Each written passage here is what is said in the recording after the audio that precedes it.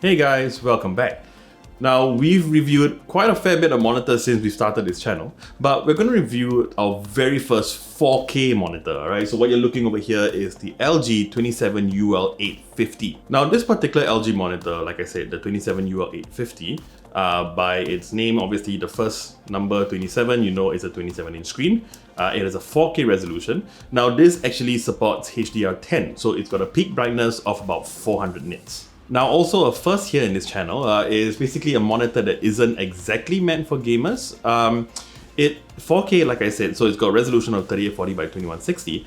However, it has a refresh rate of only 60 Hz. Now, if you know gamers now, the fad now is to go for high refresh rate. You've got 120, you've got 144. Now, you've even got some IPS panels at 165 and even 240 Hz, right? So, but yeah, this one is 60 Hz. But that isn't really the point of this monitor. Now, this monitor is really meant for, in my opinion, really meant for content producers, designers, photo editors, and you can really see, number one really is in the design of the monitor. Now, it's not your usual flashy gaming monitor. It's got a very sleek design. The back of it is totally white. You've got like a silver, kind of like a base here. By looking at it straight away, you get the impression that it's meant for a different target demographic. Now, that's not to say that you can't buy this for gaming. Of course you can. It even supports FreeSync as well. Now, looking at the back of it, you've actually got two USB cables, you've got a HDMI, you have a display port, and you also have a USB Type-C port, but we'll talk a bit about that later. Now, this monitor, even though, like I said, is only 60 Hz, it does support FreeSync, and I've been testing it with my PC, which, by the way, has an NVIDIA RTX 2080, and I've been testing it with FreeSync on, and there has been absolutely no issue as well. It's been very, very smooth. Now, talking a bit more about the monitor itself, the great thing about this monitor is you can actually tilt it up and down. You can actually raise and lower the monitor, the screen. However, you can't actually pan it left and right, so that's the only drawback.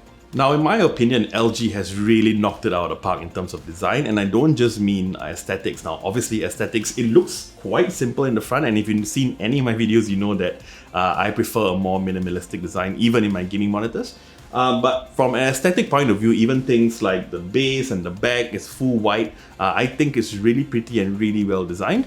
Now, like I said, I'm not only talking about aesthetics. Now, even the design or setting up the monitor, assembling it is really simple. You don't have to use a screwdriver at all, alright? So the spine of the stand basically just clips onto the back of the monitor, and the base, all you have to do is just, you have to screw it on, but the screw is kind of built into the base, and it has a little rod for you to help tighten it, so you don't need a screwdriver at all, which is a brilliant design, and I really, really appreciate that. Now, one thing I want to clear out of the way first, this monitor, yes, it does have speakers, but if you've seen any of my other monitor reviews, almost all of them have had built-in speakers, but I've never tested it, I've never even spoken about them. It's not that I forget. Honestly, I don't think it's worth talking about. If it's a monitor speaker, it's never going to be fantastic, and even a cheap or budget speaker is going to be better. So I wouldn't recommend using speakers in a monitor anyway.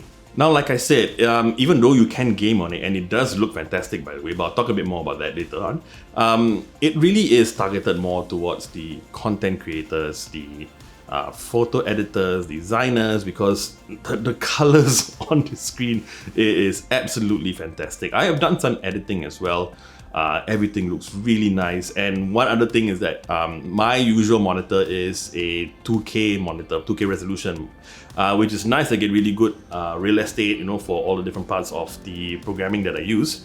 But on a 4K screen, there is just so much more space. Everything looks incredible, to the point that I'm actually considering switching to a 4K screen when I do video editing. Now, it's not just video editing. I mean, if you're a content consumer, you love watching shows, you love watching movies on your screen, right now this can't be beat. It looks absolutely amazing. With one small caveat though. Now, like I said, this monitor supports HDR10. The flip side of it is that Windows, they're still really buggy and they still do a horrible job with HDR. So what I would say is, if you want to use HDR, certain games will have the HDR function which you can enable or disable within the game. Use that instead, because when you turn HDR on this screen, it looks really faded, the colors go a bit off. I don't think that's a fault of the monitor. I think it's got more to do with Windows actually. But yeah, watching content on this is fantastic. I played some 4K videos, some movies. It looks incredible. And right now, in terms of all the monitors I reviewed, in terms of content consumption, it is really number one. Now, talking about gaming on this. Now, gaming on this is a bit of a hit and miss, but not necessarily the fault of the monitor. Now, having a 4K resolution on a 27-inch screen, in my opinion, is slightly overkill. To me, in my experience, I find that to really make full use of 4K, you would need a screen size of maybe 32-inch or maybe slightly a bit more, but 32-inch is where you can really see a major difference. That doesn't mean that you can't see a difference between 2K and 4K on a 27-inch screen. You can, but it's slight, and I don't think it's an improvement enough to be warranted. So playing games on it on 4K does look nice. However, for me, I don't think it's good enough to sacrifice having a 60Hz screen. I would much rather play on a 2K screen with like a 144Hz or above. However, having said that, now if you're the kind of gamer that is more focused on how beautiful it looks, or like the colors and how vivid or vibrant everything looks, and you're not so concerned about refresh rate, then playing AAA titles on this is a whole new experience. I played Shadow the Tomb Raider, I played Battlefield 5. It is absolutely incredible. And talking about refresh rate, now games like Shadow the Tomb Raider or Battlefield 5, now especially if you turn ray tracing on. Now when you play on very high settings on like my graphics card, which is the RTX 2080, which is like the third best graphics card that you could possibly get, it's very difficult or almost impossible to go above 60 FPS anyway. So having a high refresh rate at 4K might not actually make much of a difference. So it's really up to you. Now, if you're the kind of gamer that loves to play more esports titles, which is not that graphic intensive, but you want a really high refresh rate, then yeah, definitely not. This is not the monitor for you. Now, one thing I particularly like about this monitor is because once you're up at this level in terms of price and quality and all that, you don't get the multiple buttons to configure your monitor. You get the single joystick button, which I really like. And to be honest, at first I didn't think that I would like it, but honestly, yeah, this is actually the first time I've had the chance to use a joystick control for a long period of time, and it is so much better. Oh, and talking about the USB Type-C. So it's got a USB Type-C port at the back, and the great thing about it is that if you have a laptop that has a USB Type-C charging port or display port, you can actually plug it into that, and it will display an extension or a duplicate of your laptop, but at the same time, it will also charge your laptop at up to 60 watts, which is fantastic and makes it a lot neater.